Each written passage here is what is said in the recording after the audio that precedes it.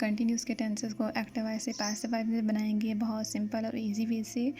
तो कंटिन्यूस के टेंसेस में प्रेजेंट कंटिन्यूस के टेंसेस में जब हम टेंस बनाते हैं, मींस के हमारे पास कुल 12 टेंसेस होते हैं।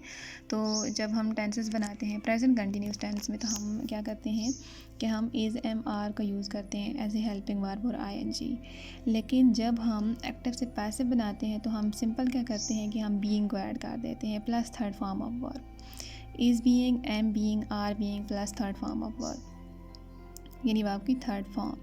तो बहुत इजी है। अब यहाँ पे एग्जांपल है कि वी आर प्लेइंग क्रिकेट, तो हम क्या करते हैं क्रिकेट इज़ बीइंग, यानी कि हमने स्ट्रक्चर के अकॉर्डिंग कि हमने क्या करना है कि बीइंग को ऐड कर देना है, इज़ बीइंग और third form played by us, यानी कि वी चेंज इनटू अस।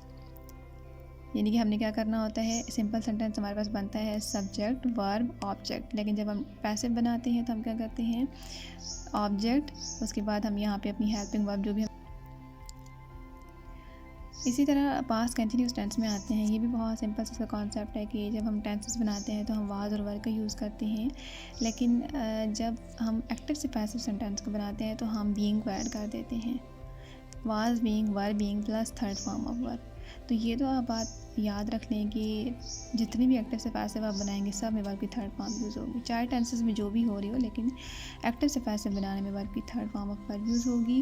और पास्ट कंटिन्यूस टेंस में जब आप इसका पैसिव बनाएंगे तो आप बीइंग को ऐड कर देंगे। फॉर एग्जांपल यहाँ पे मेरे पास जुमला है कि he was writing a story, तो इसमें हमें क्या करना होगा, बहुत सिंपल सा कॉन्सेप्ट है, इसी स्ट्रक्चर को आपने फॉलो करना है, लेकिन क्या है कि आपने हेल्पिंग वर्ब को और थर्ड फॉर्म ऑफ वर्ब को यूज़ करना है।